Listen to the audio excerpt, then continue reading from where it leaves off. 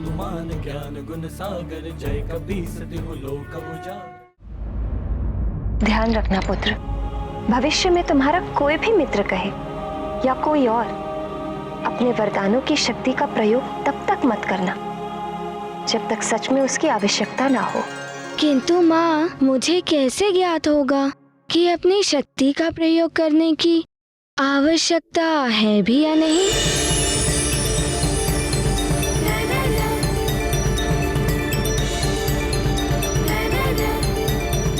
आओ, मैं बताती हूँ।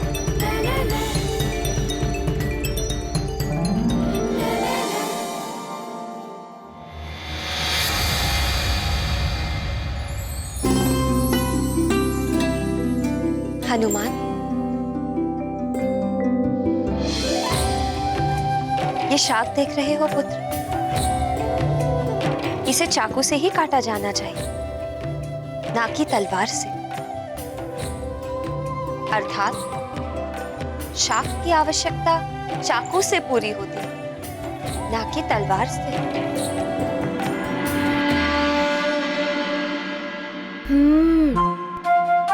मैं सब समझ गया माँ। चलो।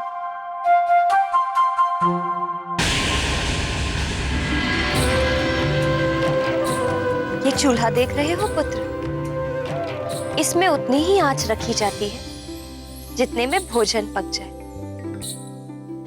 अधिक लकड़ी जलाई जाने से भोजन जल भी सकता है, और यदि कम लकड़ी जलाई गई तो भोजन पकेगा ही नहीं।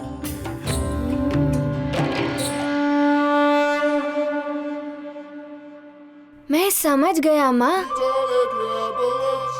भिन्न भिन्न परिस्थिति में भिन्न भिन्न प्रकार की आवश्यकता होती है। जो काम छोटी शक्ति से हो जाए उसके लिए हमें बड़ी शक्ति का प्रयोग नहीं करना चाहिए। हाँ पुत्र, जो काम तुम सहजता से कर सकते हो उसके लिए वरदान की शक्तियों का प्रयोग करना अनुचित है। यदि किसी के प्राण संकट में हो, या कोई दुर्घटना घटने वाली हो, या प्रजाजन संकट में पड़ गए हो, तब तुम अपनी वरदान की शक्ति का प्रयोग करो, और वो भी उसके परिणाम के विषय में सोच विचार करके पूर्ण समझदारी के साथ।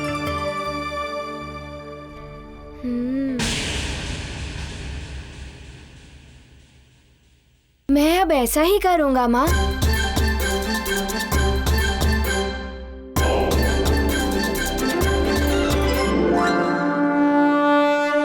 बल बला बल बल, सोच विचार करोगे हनुमान। अब मुझे तुम्हारी शक्तियां देखने के लिए कुछ बड़ा ही करना पड़ेगा। बल बला बल बल। लंकेश, अब ये कवच सिद्ध हो गया है। लंकेश, ये कवच तुम्हारी रक्षा के लिए प्रस्तुत है। इसे धारण करते ही तुम अवध्य हो जाओगे। नर और वानर कोई भी तुम्हारा वध नहीं कर सकेगा। अब ये सारा संसार तुम्हारे चरणों में होगा। इसे धारण करते ही तुम तीनों लोगों को भी धारण करने योग्य हो जाओगे।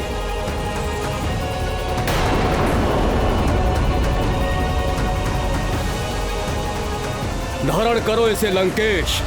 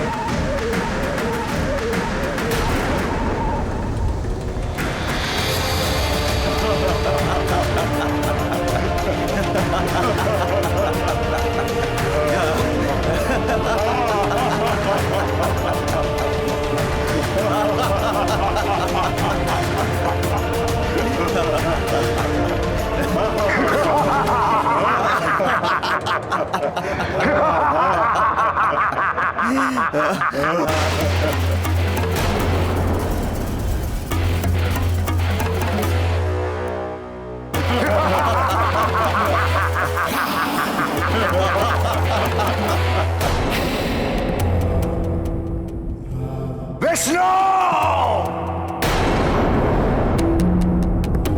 अब तेरा कोई छल कपट नहीं चलेगा। चाहे तूने इस धरती के किसी भी कोने में जन्म ले लिया हो,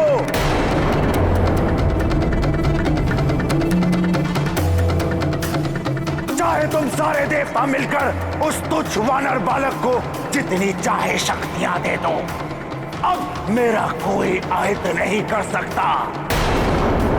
मैं अजय हूं, अपराजय हूं, अवध्या हूं मैं। मुझे कोई परास्त नहीं कर सकता। सुना तूने विष्णु? मुझे कोई परास्त नहीं कर सकता।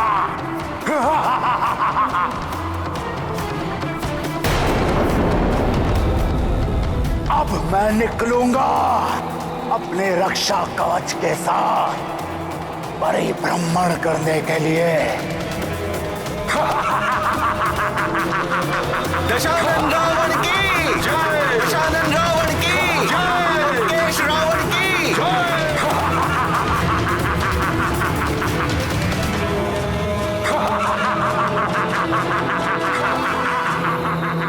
क्या कोई सदैव अपराधी रह सकता है? कुछ स्थायी नहीं है संसार में। समय परिवर्तनशील है। सब कुछ समय के अनुसार परिवर्तित होता रहता है।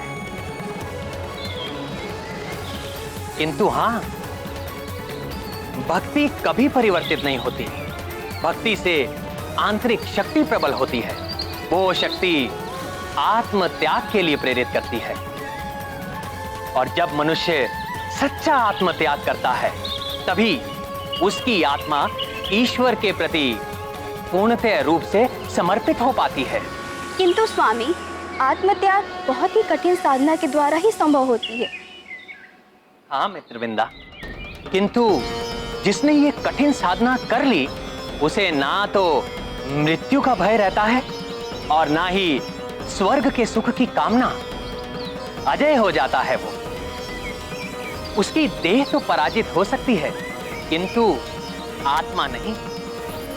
इसीलिए रावण या अन्य मनुष्यों की भांति भय, वासना और लालच के नाम पर बाहरी सुरक्षा कवच ढूंढने के स्थान पर आंतरिक सुरक्षा कवच की सिद्धि करनी चाहिए, जो आत्मा को सुरक्षित करती है। और उसकी सिद्धि तभी होती है जब आत्मा भक्ति भाव के साथ परमात्मा के प्रति पूर्ण रूप से समर्पित हो जाती है। अरे वाह, इतने सुंदर उपहार, नए नए अंग वस्त्र, नए आभूषण।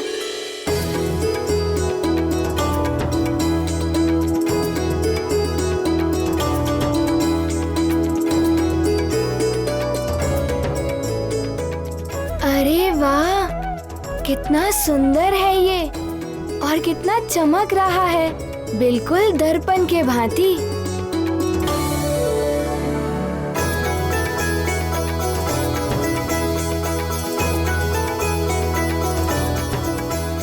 माँ, ये कितना सुंदर है।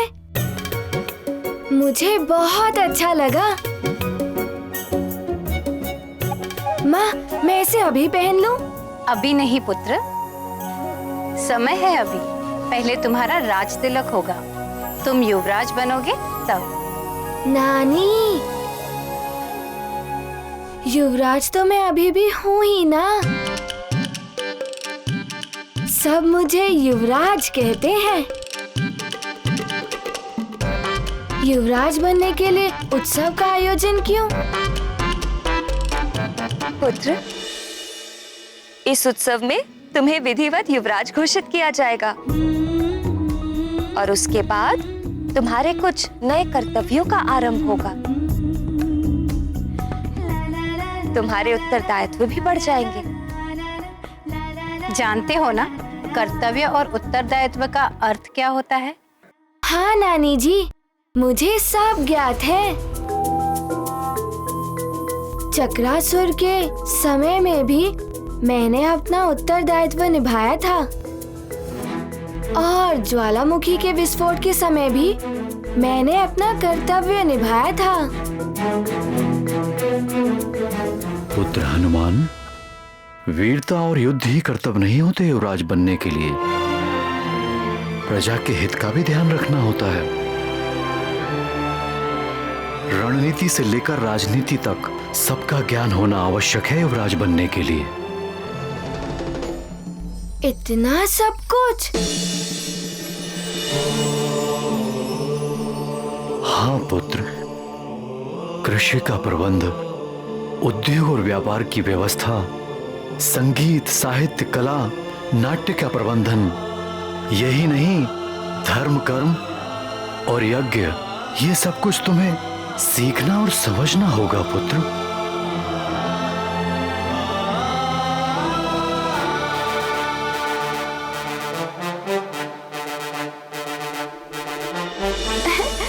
इतना सब कुछ? हाँ पुत्र, अपने आचरण और कर्मों से तुम्हें प्रजा के लिए आदर्श बनना होगा। प्रजा का संरक्षण और जन कल्याण तुम्हारा प्रथम कर्तव्य और परम लक्ष्य होना चाहिए।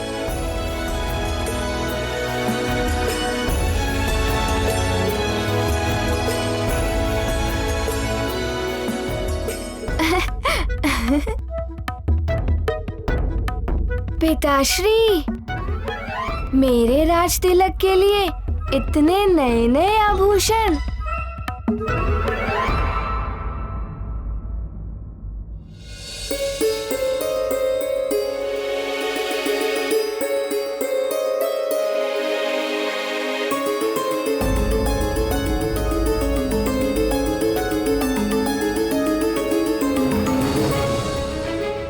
अंजना, इतनी उदास क्यों हो?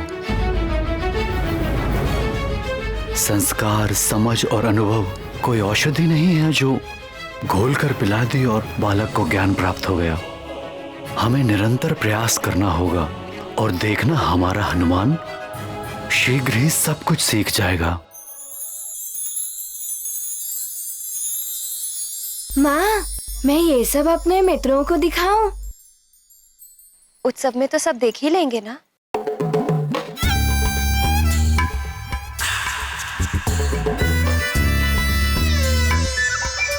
पुत्र,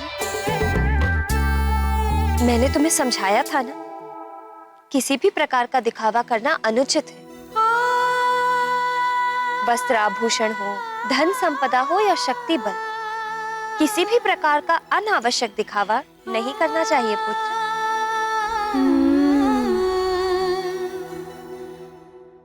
मैं सब समझ गया माँ, और मुझे ये भी स्मरण है कि अपनी वरदानी शक्ति का प्रयोग तभी करना चाहिए जब सच में उनकी आवश्यकता हो।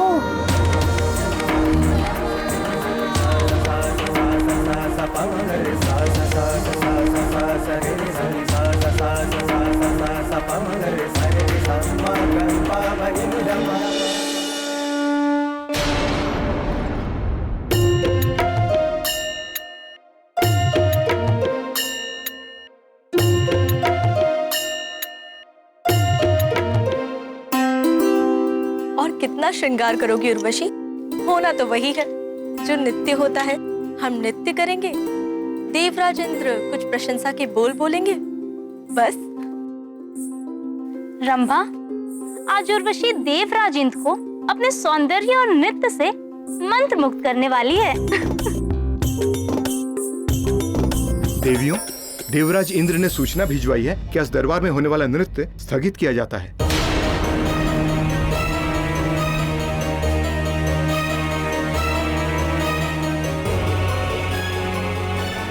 परिश्रम और अभ्यास किया था हमने, और देवराज इंद्र ने नृत्य स्थगन का आदेश दे दिया। ऐसा क्यों किया देवराज इंद्र ने? मुझे तो इसकी आशंका पहले से ही थी। रावण के कारण ही देवराज खिन्न भी है। वो तो सेना तक लेकर निकल पड़े थे युद्ध करने को। हमें देवराज से भेंट करनी चाहिए। नहीं चित्रा, इस समय उनसे नृत्य आदि की बात करना अनुचित होगा। स्वर्ग की महारानी शची पधार रही हैं।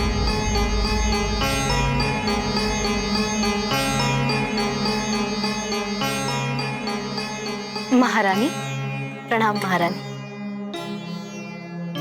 आप एकाएक यहाँ रंगशाला में? हाँ, तुम सबके लिए एक सुखद समाचार है। तुम्हारी परम सखी के जीवन में आज सुनहरा अवसर आया है।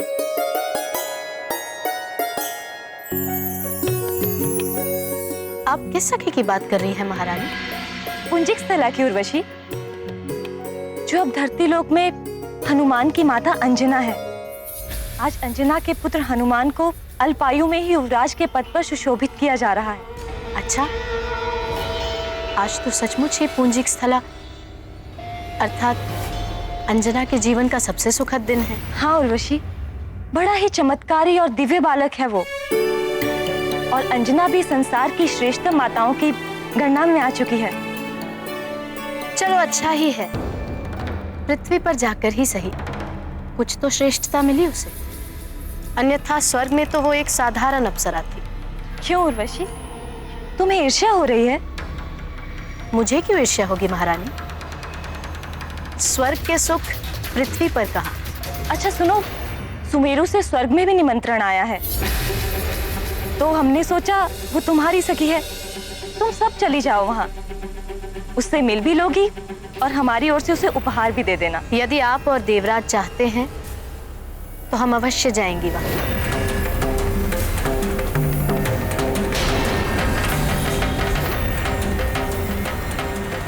महाबली उद्भट योद्धा पंपासर नरेश पधार रहे हैं।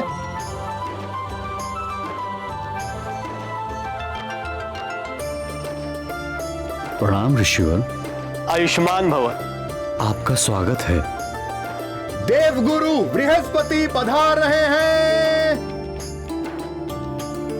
पितामह, आपका स्वागत है।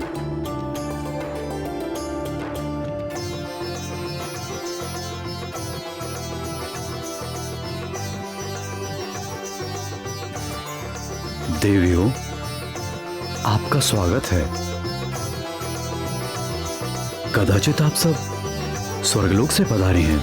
हाँ महाराज केसरी, मैं उर्वशी, ये चित्रा और ये रंभा, देवराज इंद्र और देवी शची इंद्रानी की ओर से हम स्वर्ग लोक से आपके पुत्र हनुमान को आशीर्वाद देने आए हैं। आसन ग्रहण कीजिए।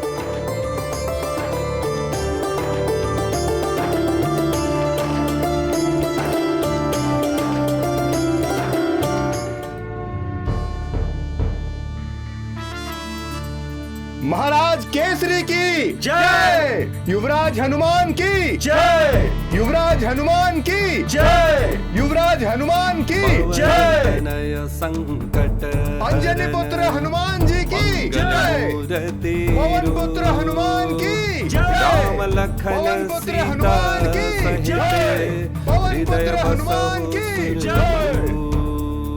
राम राम जय राम, राम जय राम, राम जय राम। अंजना के भाग्य तो देखो, महारानी और राजमाता हो गई है यहाँ। चित्रा, सत्य कहा, हम तो बस अप्सराएं बनकर रह गई, मात्र नृत्यांगनाएं, और ये यहाँ राजमाता बनकर सबका सम्मान पा रही।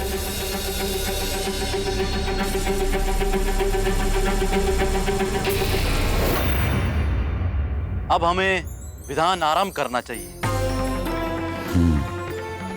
अब युवराज अभिषेक का विधिवत श्री गणेश करते हैं। श्री गणेश,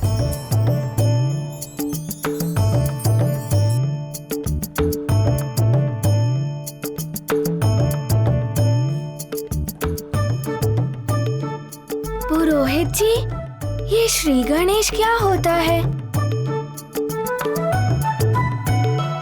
ओम अपवित्र पवित्रो वा सर्वावस्थां गतोऽपि वा यस्मरेत् पुण्डरीकाक्षं सभाभ्यन्तरः शुचिः ब्रह्मा मुरारी त्रिपुरान्तकारी भानु शशि भूमिसुतो बुधश्च गुरुश्च शुक्र शनि राहु केतव सर्वे ग्रहा शान्तिकरा भवेतु। सर्वमङ्गलमाङ्गल्ये शिवे सर्वार्थ साधिके शरण्ये त्र्यम्बके गौरी नारायणी नमोस्तुते। ओम दुग्धं समर्पयामि, ओम घृतं समर्पयामि, ओम तिलं समर्पयामि, ओम पुष्पं समर्पयामि।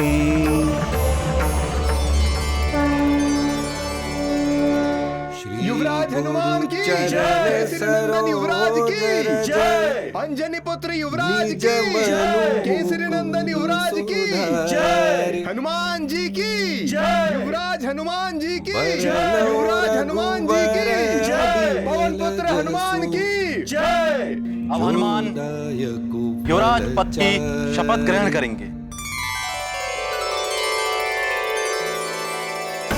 हनुमान पुत्र, राजपुरोहित जी जो तुम्हें कहे तुम्हें वही दोहराना है। मैं समझ गया माँ।